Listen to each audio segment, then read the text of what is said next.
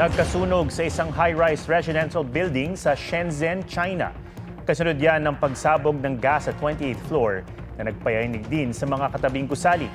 Ayon sa local media, isa ang patay. Iniimbestigahan pa ang insidente. Hindi si Santa Claus kundi isang lalaking tinutugis ang nabistong naipit sa isang chimney sa Massachusetts sa Amerika. Tumakbo raw ang lalaki nang silbihan siya ng search warrant. Mga pulis pa ang tumulong na maalis siya sa pagkakaipit. Dinala siya sa ospital at kalaunay inaresto dahil sa drug possession at iba pang outstanding warrant.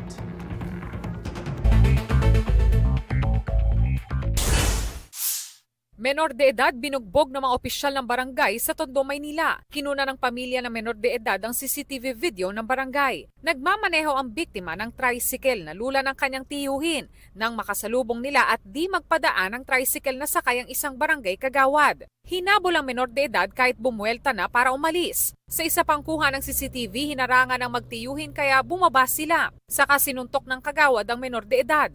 Naaresto ang kagawad at isang barangay EXO at sinampahan ng reklamo. Tumanggi silang magbigay ng pahayag. Taiwanese na supplier umano ng armas ng ilang pogo sa bansa, timbog sa Makati City. Wanted ang suspect na si Jiang Zhang Xiaodong sa Taiwan dahil sa illegal na droga at iba pang organized crime.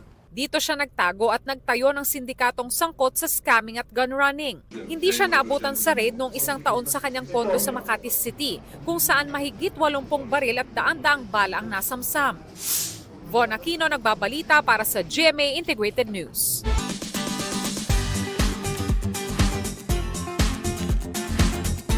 Puno ng surprise ang ilang Christmas raffle.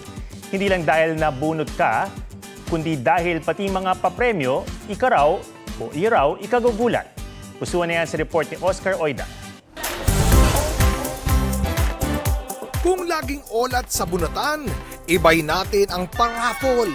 Ito ang mga papremyong budol para madismaya. Romantic dinner with crush. Dahil dyan, meron kang kandila. O para mas masaya. Unexpected kasi at surprise ang mga papremyo.